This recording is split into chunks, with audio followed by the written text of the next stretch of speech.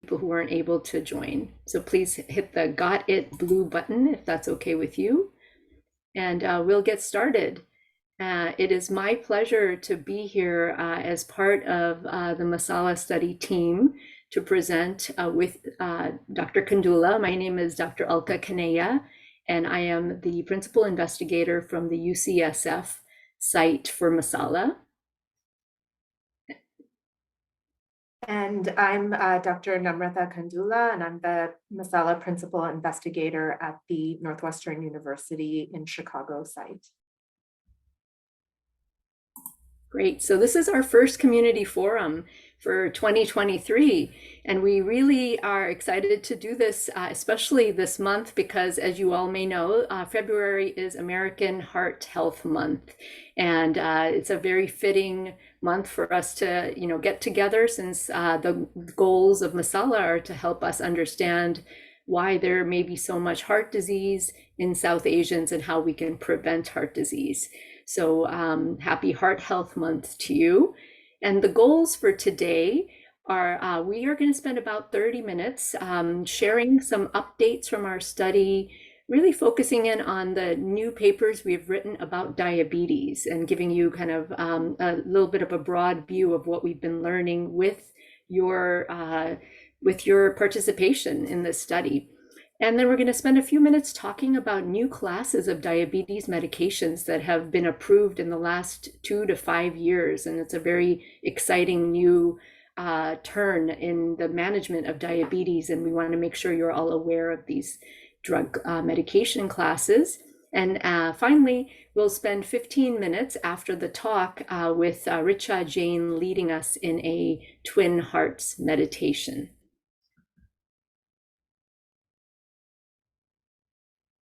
So I know many of you have joined our community forums before, but this is just a good opportunity for us to reflect on where we've been and where we're going with the MASALA study. So this is just a picture of our timeline.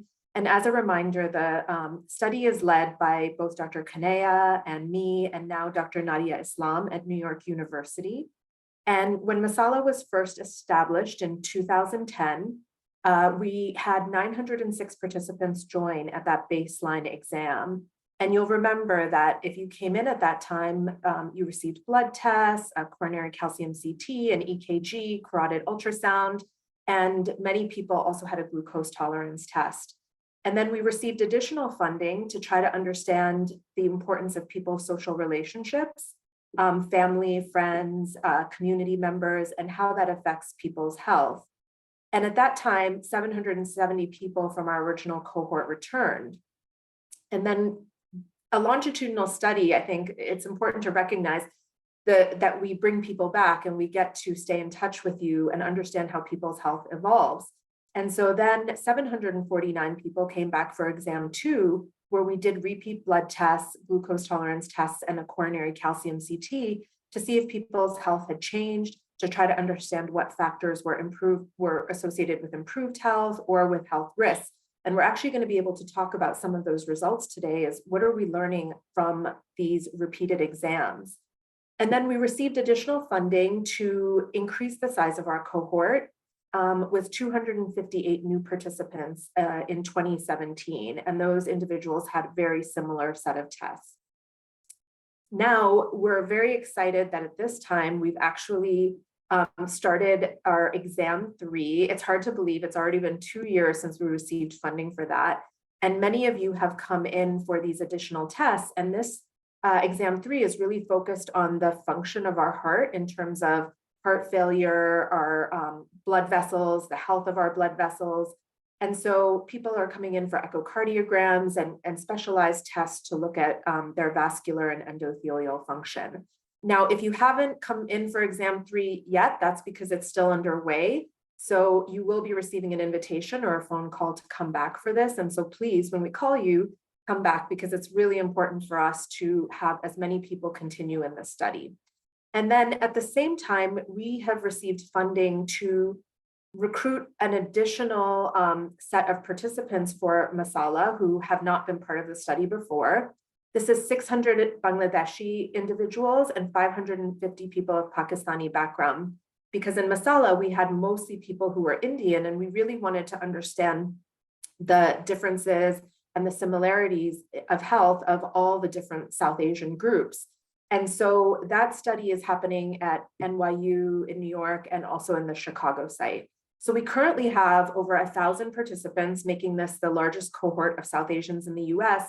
But by the time we're finished with Wave B, we will have 2,300 individuals in Masala, something that we should all be really proud of, that we get to contribute to learning this exciting new information about the health of South Asians. So as Dr. Kanaya said, today we're going to talk to you about some of our new findings on diabetes, but let's just start with just some basic understanding of what is diabetes. So it's a term we hear a lot. It's something we know is very common in the South Asian community. And the actual problem is that our pancreas, which is the organ that you see here on this slide, is not producing enough insulin. So all of us, our bodies make insulin. And so the first problem is that our bodies may not be making enough insulin. And then the second one is, if the body is making insulin, our body cannot use it effectively. And so when that happens, insulin is the hormone that controls the amount of glucose in our body. The glucose builds up in the body and starts to hurt our blood vessels. And when those blood vessels are damaged, it affects small blood vessels. And long term, we see those consequences if the blood glucose is not properly controlled. And so you'll see damage to people's eyes, to their kidneys and their nerves. And then the glucose also affects our large blood vessels. And that's what can lead to heart attacks, heart failures, and strokes. And so that's what we're really interested in doing with people who have diabetes, is we want to prevent any long-term complications and ensure that people with diabetes have a good quality of life and it's not affecting their mental health, because we know that in addition to the effects on our bodies, it can also affect our mental health and our quality of life. So where does this blood sugar and this blood glucose in our bodies come from? And then how is insulin impacting that? So this is just a little diagram that can help you kind of understand what's happening. So when we eat, so this is our intestines here, our stomach and our intestines. And over here, you see the liver, which is a big organ in our body. And then on the other side, you see muscle. And so this is a cell, or a muscle cell. And so when we eat food, our gut, our stomachs breaks that down into glucose. And then that is the main source of glucose in our body. And our muscles need this fuel. So glucose is a fuel for our muscles, for all the cells in our body, our brains, our hearts. For that to function properly, we need the fuel, and the fuel is glucose. Now, glucose can also, if we're not eating and we're in a situation where we're fasting, say overnight, right? We're sleeping, we're not eating. Our liver also stores glucose after we eat, and it also can produce glucose. So that's another place that we get glucose from, is from our liver. So what's the role of insulin in all of this? So our pancreas makes insulin. So when we eat, our pancreas senses that the glucose levels have gone up because the food is being turned into glucose. The pancreas makes insulin. The insulin tells the liver, you don't need to make any glucose because we're getting it from the food. And then the insulin helps the cells in our body use the glucose as fuel. So it's an interesting and complicated relationship, but I think our main points is this is how it's all working, and that you get sugar, glucose from all different types of food. Here you have an apple, you have chicken, you have chapati, so many, many different types of things. And that there is this relationship going on in the different organs of our body to control. It's a finely regulated system. And so when we have diabetes, that system is somehow breaking down and not working properly. And so in type 1 diabetes, Dr. Kanaya is going to go into the details of what that is, but that is the least common, and about 5 to 10% of people have type 1 diabetes. Most people have type 2 diabetes. That's 90% of people will have type 2. And then there's some other very rare types of diabetes that are not very common. And then also want to just bring attention to gestational diabetes, which is diabetes or high blood sugar when a person is pregnant. And this is actually quite important because it has effects on both the mother as well as the developing fetus. And a study that was recently done by Dr. Nilay Shah, who works with us on the MASALA study, found that Indian women have a very high prevalence of gestational diabetes. And we suspect that that's probably true for other South Asian women as well. And there's a lot we can do to both prevent and treat that and maintain the health of South Asian women who have a history of gestational diabetes.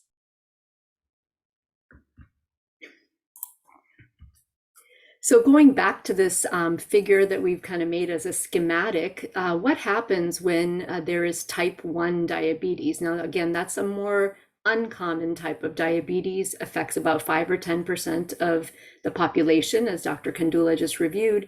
So what happens with type 1 diabetes is the pancreas is unable to produce insulin. The cells that make insulin don't work at all. And as a result, the pancreas can't put the brake on the liver to stop making glucose, and it can't help the messaging of glucose get to the tissues. And what happens without the pancreas producing insulin, the amount of glucose in the body can really build up because it's not getting used. It's not getting used by the muscle, the brain, and the liver is doing its best to provide more glucose because it's not, the messages aren't being heard in the body. So a person with type 1 diabetes needs insulin all the time to live, to be able to do the work that the hormone needs to do. So those people are dependent on insulin for their entire life. What about type 2 diabetes? Now, this is the more common form of diabetes and certainly the very common among South Asians. And what happens with type 2 diabetes is not a lack of insulin. There is, at least early in the disease, there's plenty of insulin around, but the insulin message is not being heard. There is insulin resistance shown by these brick walls. So the message of insulin is not being heard by the liver or by the muscle or the tissues. And that causes the same problem. The glucose levels build up. So many of the treatments that we use for type 2 diabetes can attack this insulin resistance at the level of the liver, at the level of the body, the muscle, at the level of the pancreas to produce even more insulin, and even at the level of the gut. And that's what we're going to review today, is all these new classes of medications. And what Dr. Kandula said, I want to reiterate here, is diabetes is not only about controlling glucose. It's actually really important for us to think about all cardiovascular disease risk factors in someone with or even without diabetes. And that is, glucose, blood pressure, and cholesterol levels. Because we know when these levels are high, the risk of eye disease, kidney disease, heart disease, and nerve disease is high. But when these levels go down with medications or with a healthier diet, with exercise, weight loss, then all of the risk, all of the outcomes that can be very severe also decrease. And so that's really the goal of why we care so much about diabetes, is we want to help reduce these life-threatening often outcomes. So with that, I'm going to start by kind of giving you, we're both going to give you an overview of some of the papers that have been written from the data that we have so far collected in MASALA. If you've come to prior town halls, you've seen some of this data. I'm going to review our older data from the 2010 to 2013 visit, and Dr. Kandula is going to talk about our newer data from the second exam visit. And so how many people in MASALA have diabetes? It turns out that in red, about a quarter, 26%, have type 2 diabetes. Another third have prediabetes, so borderline, but not at the level of diabetes, and 42% are normal. Now, how does that compare? And as you all know, the beauty, I think, of MASALA is that we can compare our South Asian population to another sister study called MESA that includes whites, blacks, Latinos, and Chinese Americans. And what we've seen in MASALA is the comparison between South Asians in the first column to these four other groups just shows that there is a lot more diabetes, 27% almost in South Asians compared to these other groups in MESA. And this is after we take into account differences in education, income, smoking, alcohol, exercise, body weight, waist circumference, and lots of other risk factors. So, this is quite disturbing. There's a lot of diabetes in our community, and that's why we're here today, is to make sure you're updated on what we've learned and can find new ways to treat your diabetes and hopefully to prevent ever getting diabetes. So we wanted to look at this. So in people in MASALA who do not have diabetes, are we seeing higher levels of insulin resistance? As we've talked about insulin resistance with being, the blocks where the message of insulin is not being heard at the level of the liver or the muscle. And yes, we found that non-diabetic participants in MASALA have a lot more insulin resistant than those 4 different groups in MESA. But not only is it this insulin resistance, unfortunately, the pancreas is also not functioning so well. So the amount of beta cell function, the beta cells of the pancreas produce insulin, is much lower in the South Asians compared to these 4 groups. So double whammy, we have, both happening much more severe. And this is one of the biggest problems why there is so much diabetes that occurs, is that we, start out with having both problems quite severely, profoundly. But I do think that there's good news, and that we're learning from MASALA is, who may be at more risk for developing diabetes, and what are some things that people could do to potentially prevent developing diabetes. And again, this is why we're doing a longitudinal study, because we're able to look at people who initially, when they came in, were either had pre-diabetes or did not have diabetes, and then went on to develop it over the several years that we've been following people. And so this is just a picture of the different types of fat that we have in our body. And when people had the CT scan in MASALA, we also were able to measure different types of fat stores. So we all have fat in our body, and you can have fat in this area right below the abdomen, which is called subcutaneous fat. You can have fat that is deeper than that around your organs, your intestines, and that's called visceral fat. And then you can have fat in your liver, and that we call it liver fat or hepatic fat. And so what we've learned in MASALA is that people who went on to develop diabetes had a few different risk factors. One of them was they had more fatty liver. They also had more visceral fat, which is the fat around their organs. And they were also people who had high blood pressure. And it seems like those things go hand in hand. The good news is there are things that we can do related to our diet, our exercise, that can reduce the risk of these things. And so what have we learned about diet? I'm specifically going to focus on that because it's really interesting. South Asians have very interesting dietary patterns. Many are vegetarian. And then also after moving to the United States, we see a mix of foods that are both South Asian and also more westernized diets. And there's a lot of diversity. But what we have seen is that in the MASALA study, we were able to categorize people who ate more plant-based foods. So the diet was predominantly plant-based foods. But the thing is not all plant-based foods are equally healthy. So healthy plant-based foods include things like whole grains, fresh fruits and vegetables, herbs, spices, nuts, legumes, which are like lentils and beans, and then tea and coffee. And then there are people who are still eating a lot of plant-based foods, but those foods are not as healthy. So the less healthy things are refined grains like white rice, maida that you would use to make chapatis, which is like a refined flour, fruit juices, potatoes, deep fried snacks, coconut, sweets, desserts, and beverages that are sugar sweetened. So it's important to remember, just because you're a vegetarian or mostly eating plants, that doesn't necessarily mean you're consuming healthy things unless you're over here in the green column. And so interestingly, we were able to look at what people were eating and then look at whether it was associated with fatty liver or with developing type 2 diabetes. And so this is a graph that shows the odds, the risk of developing these things. And in green, if you're in green, you're less likely to develop it, and it represents a healthy plant-based diet. Or if you're below this line, the 1, you're less likely. If you're above the 1, you're more likely. And again, we have green as the healthy plant-based diet and red as the unhealthy. So what you can see is that people eating a healthy plant-based diet were less likely to have a fatty liver than people who were eating an unhealthy plant-based diet. And the people who were eating a healthy plant-based diet were less likely to go on to develop type 2 diabetes than the people eating those red foods that I talked about. So this is really important information because we can change what we eat and we do have some control over those things.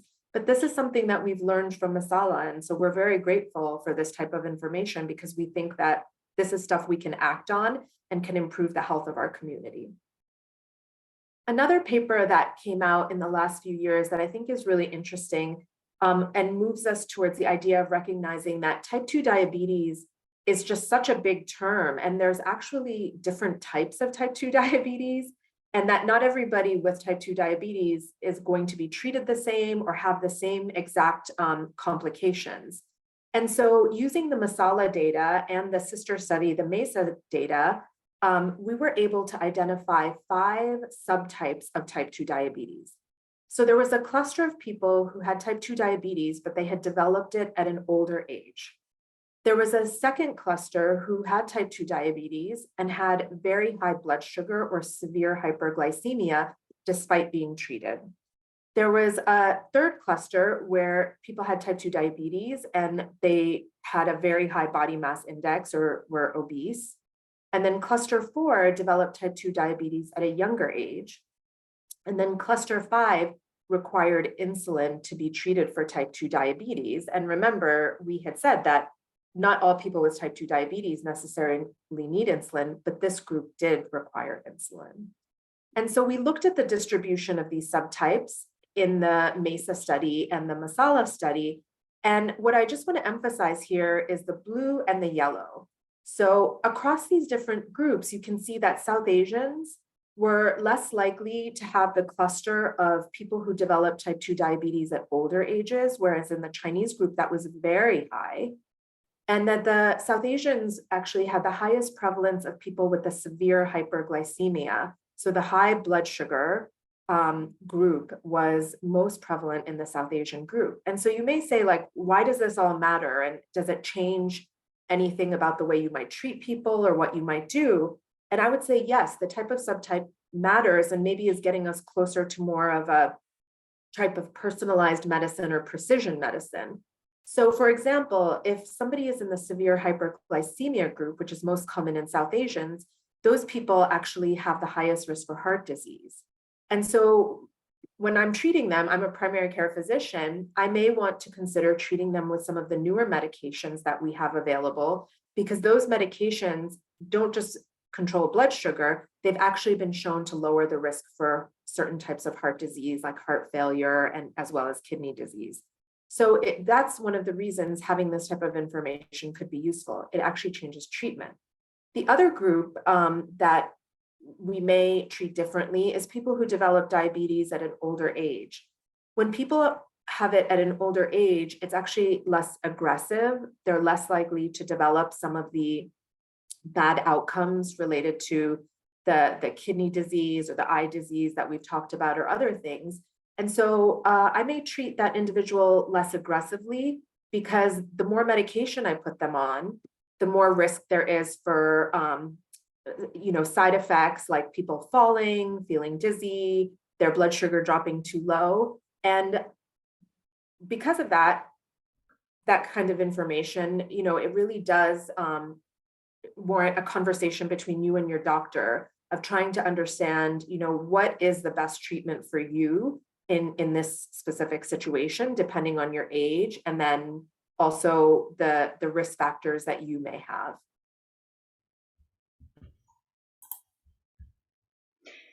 Thank you, Dr. Kandula. So we've gone through a whirlwind of different studies, papers that we have written with the data collected in MASALA. I'm going to switch gears now and introduce the new medication groups to you. If you haven't been made familiar with them, we hope that you learned something new.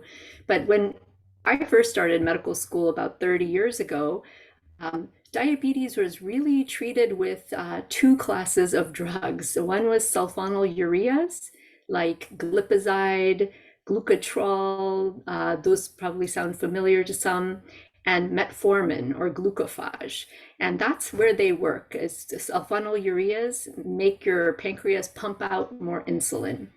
And metformin works on the level of the blockage of insulin messaging at the level of the liver. So those were the two types of medications besides insulin that we were using. And this was not long ago. This was 1990s. But since then, there's been an explosion of new pharmaceuticals that have been developed, tested with very good, robust outcomes data in large groups of people, including East Asians and South Asians. So I'm going to go through some of these classes that work at the level of the GI tract, the intestines and stomach. Some work at the level of the brain, and some work at the level of the kidney. So these are the new approved classes of drugs that are important for you to know. So the first group is largely called incretins. These are hormones that are made by your intestines and parts of the stomach. And these hormones promote insulin secretion from the pancreas after eating, and also control appetite at the level of the brain.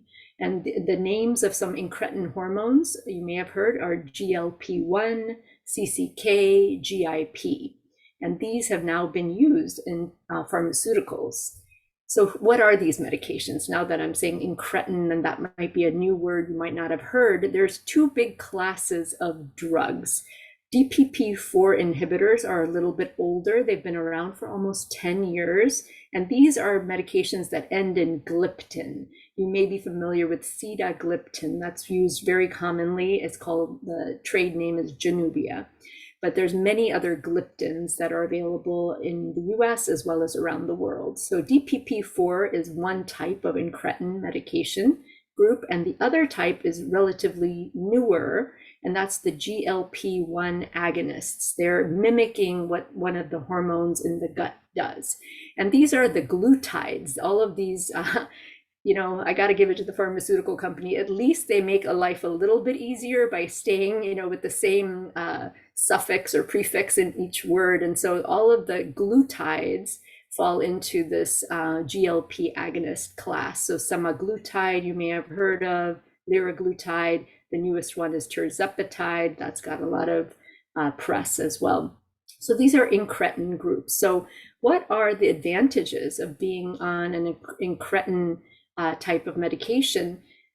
In many studies, I think there's been about 4 large studies now, that the GLP-1 class, those glutides, have been shown to reduce risk of heart attack and death from heart attack. And that's a really major cardiovascular disease benefit. They also cause weight loss. And these are, the two main benefits of this whole class of drugs that are quite impressive. The DPP-4 class, the gliptins that I showed you that have been around a little longer, they don't have any effects on weight. People don't gain or lose weight. They're neutral. And all of these incretins have very low risk of making your blood glucose levels go too low. So that's good. That's an advantage compared to the old drugs like sulfonylurea.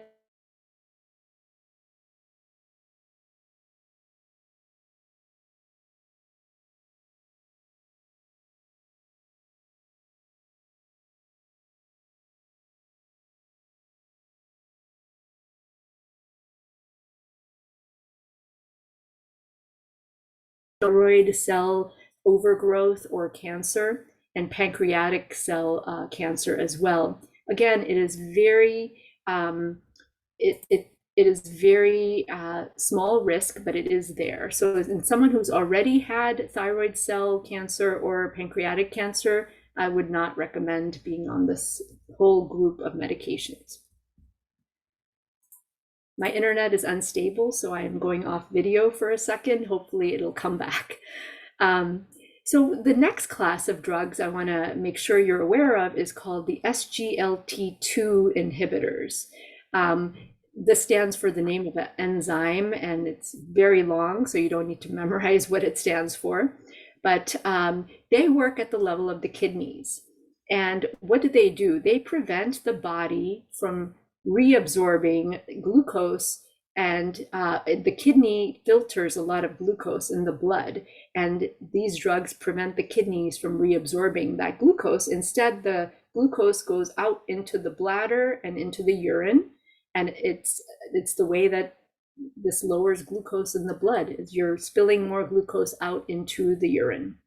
And the nice thing about these medications, they're all oral tablets, that even people who are using insulin for their type 2 diabetes, because they've had diabetes for so long, they needed insulin support, they can also use these medications. They often work because they work in a very different way than insulin. So the current names of these medications are, they all end in Flozin. Flozin is the way to remember them. You might have heard of Jardiance, which is empagliflozin, Farxiga, dapagliflozin, and Stiglatro. And so there's only really 4 that have been approved in the United States so far. And so what are the advantages of SGLT2 inhibitors? They have been proven in long randomized trials to prevent kidney disease. This is a really great benefit, where if someone has had diabetes for a while, they may have already started having some problems with chronic kidney disease. These are great medications because they prevent ongoing worsening of kidney dysfunction. They also prevent heart disease and heart failure. So just like that GLP-1, these also do that. These can cause a little bit of weight loss, not as much as the GLP-1, usually 1 or 2 pounds. And they also have low risk of causing low blood sugar, so that they're safer than the older classes of medication. The other advantage is they can also help lower blood pressure. Some concerns is there's going to be more urination in people taking these medications because you are spilling more glucose, sugar, into your urine. That can cause some slight electrolyte disturbances, so something you will need to monitor at least once or twice when you start the medication. They can also cause a little bit more of a problem with bacterial urinary tract infections because there is more glucose going into the urine, and bacteria can thrive with that, as well as fungus genital infections. This happens, I've seen this happen in women more than men. About 10% or so of women can have problems with this, but something that we can definitely help to prevent and treat. So what about the cost? I've just shown you some blockbuster new medications that can, really prevent heart disease, heart failure, kidney disease. Oh my God, these sound like they're great. And we looked at the cost differences. I was only able to get the most recent data really published was from 2019. But here are the old class of medications that we grew up on. They're $4 a month, really low cost generics, been around forever. The newer classes, so sitagliptin being, around for at least 10 years, it's still in the $400, $500 range per month. The new flosins, the SGLT2, a little bit higher than that, $400 to $600. And then the GLP-1s that are injections can be almost double the cost of that. So near, 900 or so. But here are some insulins. And as you all know, there's been a lot of hot debate about the price of insulin going up, up, up, up. And hopefully something's being done now about controlling those costs. But insulin has also, become much more expensive. And we're hopeful that as people get on these medications and the prices come down as they come off of trademark, that we will have fewer and fewer people with type 2 diabetes who will end up needing insulin.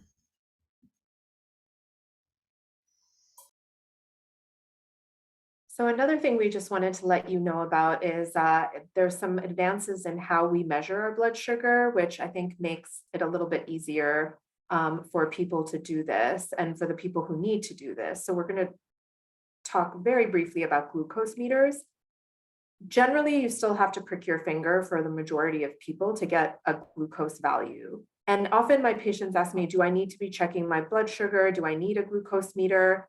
And what I tell them is that, you know, if you're on insulin, it's better to have a glucose meter, and that more checking is better. So it gives us a good sense of how well your sugar is being controlled, and if we need to be adjusting your insulin levels. If you're not on insulin, it's really not as useful, and no studies have ever shown that it improves your hemoglobin A1C or prevents bad outcomes from happening. It might be useful to have a glucose meter around just in case your blood sugar drops low from medication or something, but you don't need to be checking it regularly unless you're on insulin. So in the last few years, there's been this new glucose meter, the Freestyle Libre or Flash, and it measures glucose every minute through a small filament under your skin. There's no finger prick calibration, and it's a disposable sensor that you can wear on the back of your arm for 14 days straight. And then you just put a reader over the sensor to get the scan and to get the glucose result. So it allows you to get many more frequent readings, and it's also, it avoids the finger prick. And so, you know, I think that you should try to take away a couple things from what we've talked about today. I would say that the first important message we'd like you to remember is that everybody is a little bit different. And so speak with your physician about what your hemoglobin A1C goal is for your diabetes. And if any of the newer diabetes medicines like the GLP-1s or the SGLT2 inhibitors are right for you because of the heart and kidney benefits that they may, that we know that they actually have. And that if you're on insulin and you need to check your blood sugar, speak with your physician and insurance company about newer meters that don't require a finger prick. And, you know, there's other types of meters that we didn't talk about, but that's why, you know, definitely talk to your physician or your insurance company about the newest types of ways to monitor your blood sugar. So we wanted to just remind everybody that, you know, our MASALA family is expanding, and it's very exciting. We did receive this new grant to add the additional 1,150 participants from diverse South Asian backgrounds, and we will be a very large cohort in a few years. And we've added the sister site in New York City at NYU. And our goal really is to compare risk factors for the 3 largest South Asian groups in the United States, between the different groups, between people who are Indian, Bangladeshi, and Pakistani, as well as with other groups. So I'm going to turn it over to Dr. Kanea to tell you what our next steps are. And just as a reminder, you can use the chat to send questions to us that we will answer after the meditation. Thank you. Great. Just to wrap up, just give you a quick snapshot of where we're going. We're doing a deeper dive into the biology of what may be going on, looking at blood markers from the protein levels, the genetics of our participants in the study. We have combined our data with the UK Biobank, with an Indian study called CARS, and now newly with the Singapore study as well. And, you know, please check out the website, and we update it almost weekly. We have a lot of health tips here. We blog about our papers, and we have all of our papers. We've published 91 papers so far, and they're all shown here. You can click on the link and you can see them. And we want to thank you so much for being our long-term participants in this study, and thank our staff, all of the investigators, collaborators, and funders. And, you know, we couldn't do this study without you being in the study long-term. So we ask you, if you have any new cardiovascular disease events, if you've had chest pain, you've been seen for that, you've had tests done, you've had a catheterization, you've had stents, you've had a heart attack or stroke, please let us know right away. Contact us. And please sign the medical release form so we can get the records to see exactly what happened, because we are trying to see, you know, who is developing these problems? What can we do to prevent these problems? And with that, I thank you so much for your attention. We're going to take questions at the end. You can put them into chat, but it's my pleasure to introduce to you our MASALA Study Clinical Research Coordinator at UCSF. Her name is Ms. Richa Jain, and she is going to lead us in this meditation. Thank you, Dr. Alka. Hello, everyone. My name is Richa Jain, and I'll be leading you in Twin Heart meditation today. We'll go through some slides just to have an overview of what is Twin Heart meditation. The Twin Heart meditation technique is developed by Grandmaster Chokoksi, the Philippine-based founder of pranic healing. The technique is aimed to achieve cosmic consciousness or illumination. It is a form of service to the world because the world is harmonized to a certain degree through blessing the entire earth with loving kindness. Most of us know the benefits of meditation. Here are some points I would like to highlight. It helps with improving the health, better relationship, reduce stress, anxiety, depression, and then some more benefits with regular practice of meditation. Bring harmony to your life, improve focus and memory, balances emotions, increase immunity, reduce stress and depression, regulate heart rate, increase happiness, increase energy. In this slide, we will talk a little about the chakras. Chakras are the energy center in the body, and we have 7 main chakras in the body. We will mainly focus on the crown chakra and the heart chakra during this meditation. The crown chakra is located at the top of the head, and the heart chakra is located at the center of the chest. The principle behind this meditation is that some chakras are entry point for cosmic consciousness. To achieve illumination, it is necessary to sufficiently activate the crown chakra. By blessing the earth, we generate good karma, which comes back to us many, many folds. The Twin Heart meditation works by developing the heart and the crown chakras within the body, and hence the name Twin Heart. The heart chakra, which is the center of the emotional heart, and it refers to the love for your family and your loved one. The crown chakra, which is the center of the divine love, refers to the love for everyone, for every being. When we meditate on Twin Heart, divine energy flows into our body through the crown chakra and is distributed to all the parts of the body, and we become the channel of divine energy. Here in this slide, we see a person meditating on Twin Hearts. The divine energy enters from the crown chakra, distributed to all parts of the body. And then when we bless the earth in front of us, the energy from the hand goes to the entire earth. Some resources to go back to. Now we will practice the meditation on Twin Heart. If you feel you need a cushion to sit on, please get one now.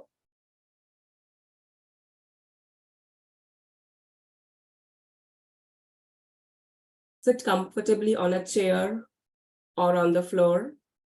Try to keep your back straight. If you prefer to sit on the cushion, please do so. Gently close your eyes. Let's start with an invocation. To the Universal Supreme Being, Divine Father, Divine Mother, especially to my teacher, Grandmaster Chakoksu, and Mahaguruji Meving, we humbly invoke for your divine blessings, for light, love, guidance, help, illumination, power and protection. With thanks and in full faith. Now slowly focus on your breath. Breathe in slowly. Breathe out slowly. Relax your body. Inhale. 1, 2, 3, 4. Exhale. 1, 2, 3, 4. Inhale fresh energy. Exhale diseased energy. Inhale good health. Exhale pain and discomfort. Inhale relaxing energy. Exhale stress. Inhale love and peace. Exhale hatred. Inhale calmness. Exhale fear and worries. Inhale happiness. Exhale sadness. Inhale kindness. Exhale irritability and anger. Now mentally repeat after me. I am not the body. I am not the emotion. I am not the thought. I am not the mind. The mind is just a subtle instrument of the soul. I am the soul. I am a spiritual being of divine intelligence, divine love, and divine power. I am one with my higher soul. I am that I am. I am one with the divine spark within me. I am a child of God. I am connected to God. I am one with God. I am one with all. Gently touch your heart chakra at the center of your chest with your left hand, and the crown chakra on the top of your head with your right hand. Raise your hand in blessing position and imagine the earth the size of a small ball in front of you. Concentrate on your heart chakra and bless the earth with loving kindness. To the Supreme God, make me the instrument of your peace. Feel the inner peace. Bless the earth with peace.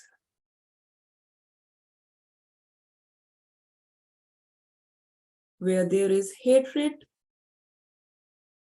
let me sow love. Allow yourself to be a channel of divine love. Bless the earth with love.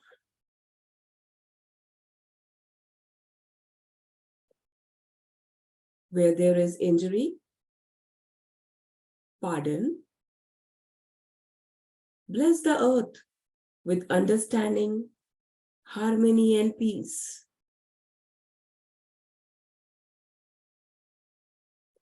Where there is despair, hope, doubt, faith. Feel the divine hope and faith. Bless the earth with hope and faith. Bless the people having difficult time with hope and faith. Where there is darkness, light, sadness, joy. Allow yourself to be a channel of divine light and joy. Bless the entire earth with divine light and joy. Bless people who are sad, who are in pain. Bless them with divine light and joy. Now concentrate on your crown chakra and imagine the divine light entering your crown chakra. From the center of the heart of God, let the entire earth be blessed with loving kindness. Feel loving kindness and allow yourself to be a channel of divine love and kindness. Share the divine lights with the whole earth. Let the entire earth be blessed with great joy and happiness. Feel the joy and happiness. Share these with the entire earth. Visualize people having difficult times smiling, their heart filled with love and happiness and joy. From the center of the heart of God, let the entire earth be blessed with understanding, harmony, and divine peace. Let the entire earth be blessed with goodwill and the will to do good.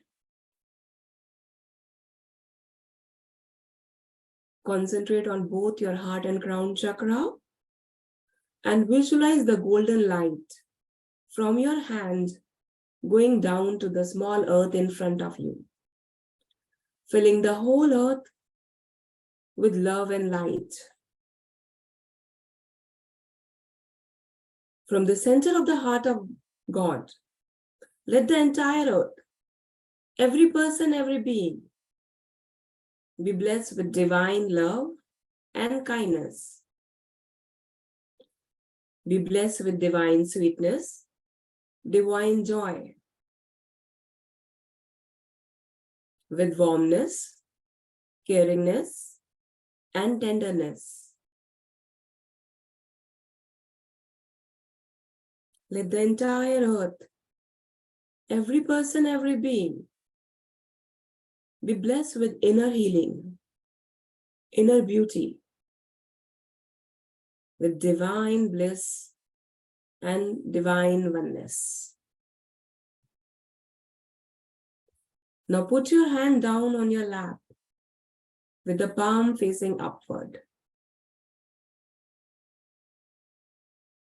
Gently imagine a brilliant white light or a golden light on the crown. Look at the light lovingly and gently. Feel the inner peace, stillness, and bliss emanating from the light. Be aware of the light, the inner stillness, and bliss. Gently and silently chant the mantra Om, Amen, or Amin, whichever you feel comfortable with. We will chant the mantra 9 times. Om.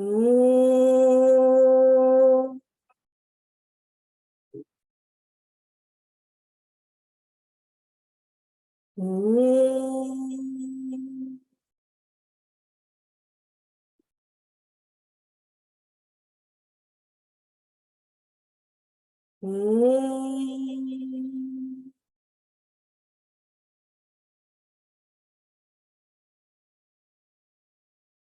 Om.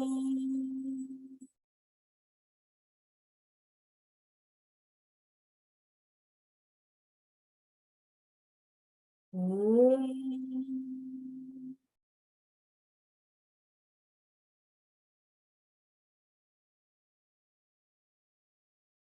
Om.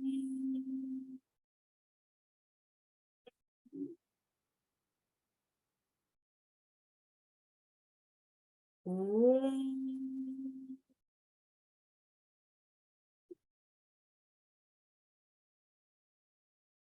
Om.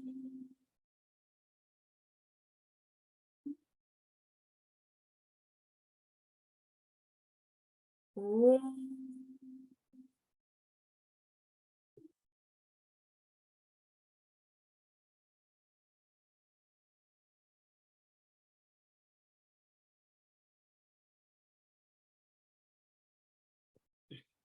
Gently, slowly, move your fingers, move your toes. Come back to your body now. Now imagine the earth in front of you again with the hand in blessing position. Fill the earth with love, with peace, and with order. Now imagine all the people you love, your family, your friends, your relatives. Fill them with golden light. May all be blessed with good health, happiness, abundance, prosperity, and spirituality. Bless all the relationships. Bless your projects. Bless your job. Bless the people at work. Bless them with divine light, divine love, divine power. Now put your hand down and be aware of the sole of your feet. Project the golden light deep into the earth and bless the entire earth, silently saying, "Let Mother Earth be blessed with divine light, divine love, and divine power. Let Mother Earth be revitalized, healed, and regenerated. Blessings be to Mother Earth. I am connected and rooted to Mother Earth." We will end the meditation with an invocation. Divine Supreme Being, Divine Father, Divine Mother, thank you for your divine blessings.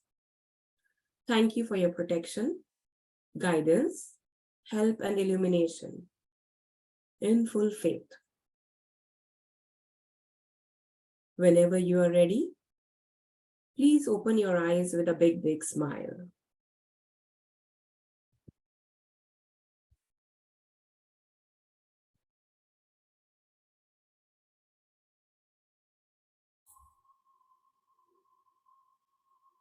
Thank you so much, Richa, for leading us in this wonderful meditation. It's a nice way to wrap up. We'd like to take a minute of your time